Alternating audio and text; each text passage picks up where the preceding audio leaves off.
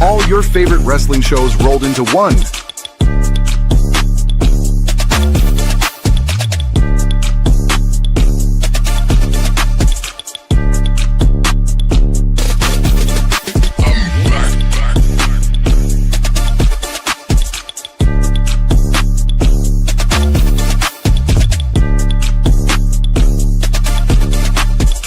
Welcome to the We Book It podcast. Let's start the show.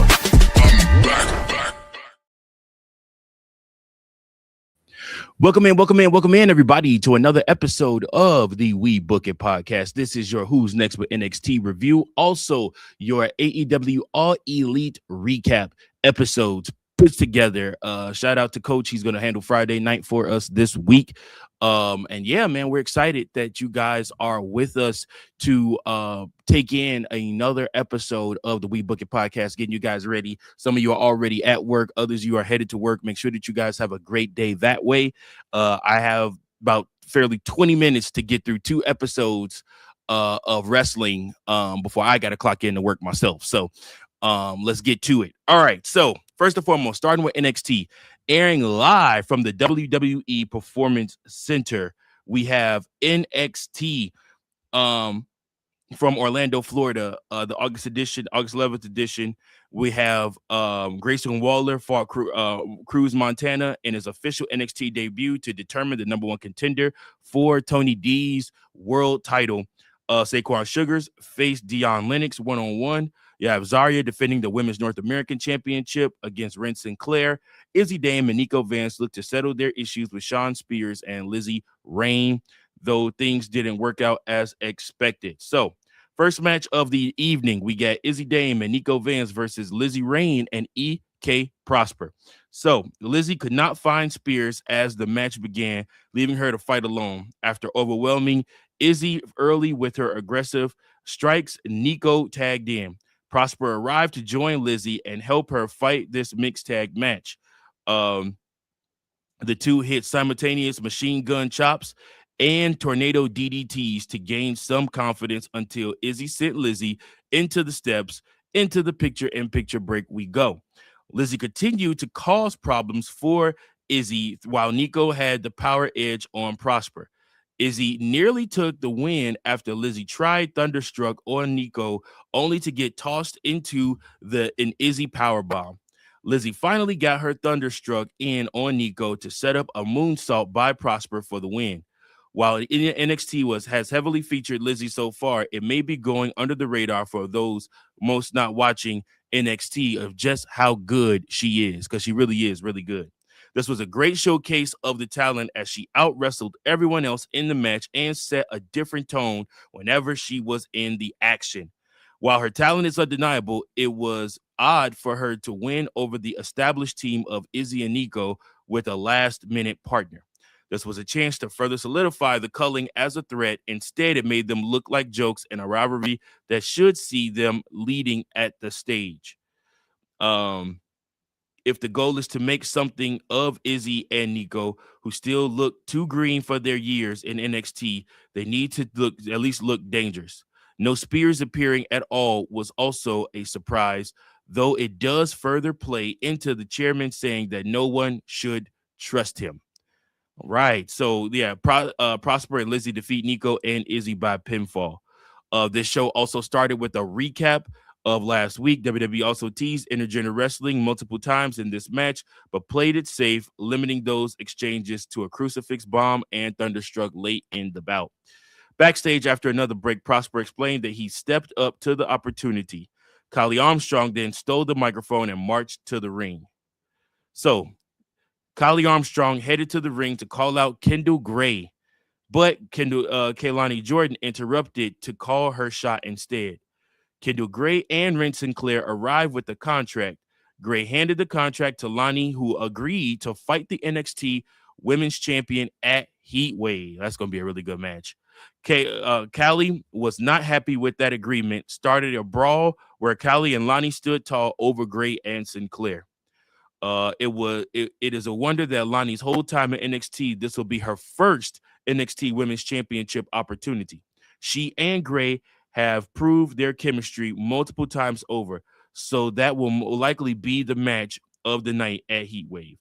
While the booking is strong, this segment did fall into overly familiar territory with the NXT women's division, and Jordan often suffers in those spots on the mic.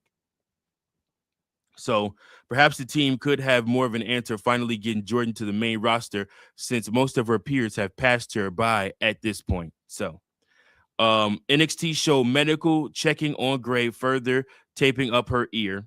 In the men's locker room, Miles Bourne and Tavion Heights agreed to be fighting champions, ready to showcase the tag team division. Backstage, Keanu Carver questioned Robert Stone's choice to give the next opportunity to either Grayson Waller or Cruz Montana. He calmed himself and promised big things to come. The next match after this was Saquon Sugars versus Dion Lennox. Sugars came into his match swinging, but James and Griffin quickly got involved, distracting Sugars. While Sugars tried to use his bat against Dark State, Lennox ripped it away from him. As the referee was distracted with Lennox, James and Griffin tossed him onto the announce table. Back in the ring, Lennox finished off Sugars with the suplex power slam for the victory. So this match honestly was oddly rushed. I don't understand why it was. And it did not accomplish much despite Lennox getting his win back against Sugars. If anything, it further showed that NXT does not have enough faith in Lennox as the Dark State leader to be the real big match performer. I don't know. I really don't know what they're going to end up doing with Dark State. I'm very curious. I think them moving up to the main roster and joining someone who's already established in WWE might help them. But like I said, I'm very curious of what they're going to do. We'll see. Also, in Robert Stone's office, Stone talked with Rey Mysterio over the phone. They agreed to a AAA Cruiserweight Championship match in 2 weeks, with a number one contender match next week, including EK Prosper and La Parka. So that's something to watch out for too. The Women's North American Championship match was next. It was Ren Sinclair versus Zarya. So Ren walked in a bit banged up and was quickly overwhelmed by the power of Zarya, who almost took the early win with a pump kick. Sinclair fought back and took down Zarya on the floor with a baseball slide into the picture-in-picture break. Every time the women's speed champion tried to rally, though, the power of Zarya was too much for Sinclair to handle. After a spear, Dion Lennox and Saquon Sugars brawled out through the ring before Zarya finished the job with an F5. They are building up Zarya to be probably the biggest heel in NXT. I mean, like, she's just overpowering everybody. Somebody's going to get a lucky fluke win over her a couple times, but I would not be surprised if by the end of the year, at least by January, Zarya isn't the NXT Women's Champion. I mean, they're just building her up that way. Monster. I mean, anytime you're pulling off Brock Lesnar's F5 and you're doing it on women and you're just beasting through everybody. I mean, I think that she's next up. So next up, we got Mason Rook versus Cam Hendricks. So Rook tossed Hendricks out of the ring early, but the explosive offense of Hendricks allowed him to quickly respond, especially with an impressive rolling clothesline. Rook's own explosive offense, though, helped him fire back, tossing around Hendricks with ease. However, Hendricks exposed the turnbuckle and sent Rook into it on a corner Death Valley driver attempt, followed by a Showtime kick to win. So Hendricks defeated Rook by pinfall in this match. I don't like Rook losing a lot. I thought that they were going to allow Rook to really breeze through, but apparently they're making him really earn his stripes. So I don't know. We'll see what happens with this. Next up, we had Lexis King with Birthright versus Lucian Price. The first shot of the match was a loud chop from Price to King that cut open the chest of the men's speed champion. A distraction from Connors helped King deliver a strong knee and take over, targeting the left arm of the bigger man. A drive-by set up King to attempt a coronation, but Price fought it off and hit a single-arm powerbomb for a definitive win. Price was the star of this match throughout, dominating King throughout in a contest that ended fast enough to be a speed championship lost. And I think that's why they set this up. I think these two are going to fight for the speed title. Price beat King, but I think King will eventually end up getting the win over him once the speed championship is on the line. In the women's locker room, Thea Hale and Jada Parker talked about Thea's plan to face Natty next week. We'll see what happens with that. And then last but not least, we had the number one contenders match for the NXT Championship, Grayson Waller versus Cruz Montana. So Montana pushed Waller early with hard-hitting offense while playing to a welcoming crowd. Waller tried to take a break on the outside, but Montana dived onto Waller, knocking them both into an announce table just before the final picture-in-picture break. Right back from the break, Montana caught Waller with the suplex, and the former two-time TNA World Champion hit outlined in chalk, followed by a Death Valley driver for a near fall. Waller ducked outside to avoid the spin the block and returned to the ring with a running flatliner for a near fall. Waller got another near fall after a vicious stomp on the back of the head of Montana.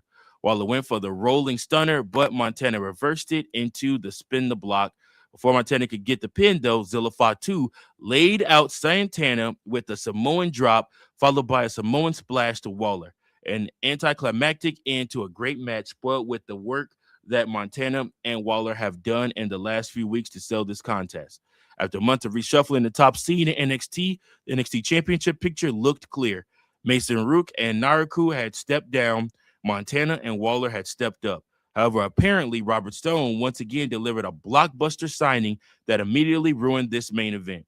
While Fatu has the name, the bloodline connection, his credibility within NXT audience is still not established. There was no reason to immediately shoot him up to the main event scene. However, he is a huge acquisition for NXT. So we'll see what happens with that. Yeah, man. All in all, I'm going to rate this NXT anticlimactic. It was a C. You had some really great matches going on there, but just not enough for me. All right, let's move over to AEW, guys. So we have a bunch going on for AEW. First and foremost, as soon as the show went live in the arena, Will Ospreay came out to talk about his match against Kenny Omega at All In.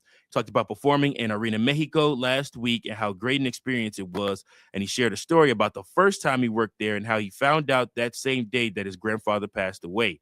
He said he is going to leave everything in the ring for the fans because that's what his grandpa would have wanted. He also called out Omega to join him in the ring with some insults, but he was greeted by the music of the Don Callis Family instead. Don was talking trash. RPG Vice attacked him from behind with Mark Davis and Jake Doyle. All four men stomped him into the mat until Omega showed up to make the save with a metal pipe. One of the smartest things AEW did in this feud was having Omega take Ospreay out when he had the chance. So saving him from an attack feels like a step backwards, even if Omega still showed some animosity towards him after. Good segment. Good way to start off the show. I liked it. MJF versus Nick Wayne versus Speedball Mike Bailey. Listen, this match, you already know who won this match. MJF came out with his Triple B, the big, beautiful belt. He said he called himself the OTC. No, not the original tribal chief, the one true champion. A good play on words right there for him. This was a fun contest between these three. There is no feud going on between these three. This really was a match just to make MJF look strong. But again, he did end up picking up the victory. It does look like him and Andrade are going back and forth. Then we got Jay White versus David Finlay. So the Continental Challenger Cup continued this week with Jay White taking on one of his biggest rivals in David Finlay. The rules of the tournament prohibited anyone from joining them at ringside, so it was designed to be a fair contest. Switchblade countered an attack right after the bell to take control. Dueling chants broke out in the crowd as they traded strikes between each other. These two have made their story feel personal, so it was no surprise when the match was more of a fight than a grappling clinic. They sold the intensity well, but it felt like an odd time for their first big singles encounter in AEW. Of course, Jay White ended up defeating David Finlay. This match, of course, you knew was going to be good. It was going to be a good one. And Mick Foley did an interview with Bang Bang Gang, and it could have been far more entertaining if he had leaned into his catchphrase more. But, it is what it is. Next up, Adam Page, Brandito, and Brody King came out to celebrate winning the trios titles last week at Grand Slam Mexico. It didn't take long for Swerve Strickland's music to hit, though. As soon as he appeared, Hangman was staring daggers at him. Swerve recounted his history with all three men over the last few years and talked about how he has beaten all of them. Hangman said he has watched Swerve do some terrible things and he has nothing to show for it. This is when Ricochet and The Demand and Lethal Swerve came out to stake their claim at a rematch. Ricochet brought up how Swerve doesn't have a trio to watch his back and told him to leave. Surprisingly, he didn't. He did, but not without insulting Ricochet first. The segment ended without a fight, but it did a good job of making the trios titles feel important again. The belts have often felt less consequential than AEW's other championships, so it was encouraging to see so many teams express interest in them. Not to mention, this could very well be the opening where you see the New Day come in and be Swerve Strickland's partners for those trios world championships at All In. Swerve Strickland, I think this is how they're going to bring a New Day into. I'm sorry, Kofi and Austin Creed into AEW. So we'll see.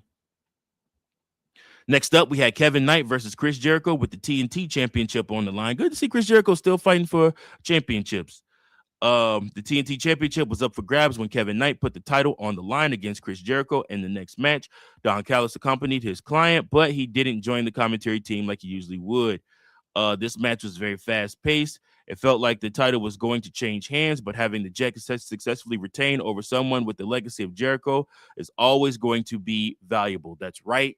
Kevin Knight does defeat Chris Jericho to maintain his championship.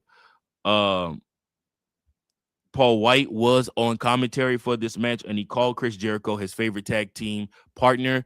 Obviously, everybody remembers their time as Jericho in WWE. Next up, we had Chris Statlander versus Viva Van. Chris Statlander was in action this week against Viva Van, who did not have a televised entrance, so we knew this one was going to be quick, and Statlander ran right through her. She beat her real quick, and then Foley came out to interview Statlander and inform her that she will be in a fatal four-way for the TBS title next week with Persephone, Hikaru Shida, and Maya World. So we'll see what happens there. Next up, we got Thunder Rosa and Maya World versus Persephone and Hikaru Shida. Persephone and Shida came out looking like they might attack Stat and Maya World, and Thunder Rosa showed up for their tag team match before anything could happen. Shida and Rosa had a nice sequence at the start. Both women have been in AEW for years and know each other very well, and you could see that chemistry on display. They were given a little more time than Stat and Van, but some of it was taken up by a break, so it felt like the women were becoming shortchanged a bit here. However, Maya and Rosa defeated Persephone and Shida, which is going to obviously play into their fatal four-way match next week. I think AEW was kind of running short on time because these last matches got very, very, very short. Last but not least, your main event of the evening, Jack Perry versus Jon Moxley. So the Continental Challenge Cup continued in the main event where Jack Perry took on current Continental Champion Jon Moxley. The rules state that whoever wins the tournament wins the title. So for Mox to remain champion, he has to be successful in every single match, which puts more pressure on him than anyone else in the tournament. They started with some simple grappling. Mox even made a clean break when Perry backed him into the ropes. Jungle Jack seemed to have the upper hand until Moxley knocked him out of the air during a suicide dive with a single punch.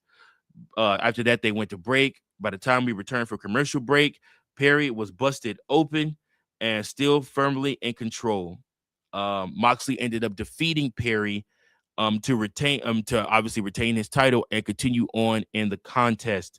And this was your card for AEW. Hope you guys enjoyed this. Please make sure that you like, share, and subscribe so that you never miss any of our content here on the We Book It Network. Make sure you guys have a great day. Thanks so much for tuning in. Until next time,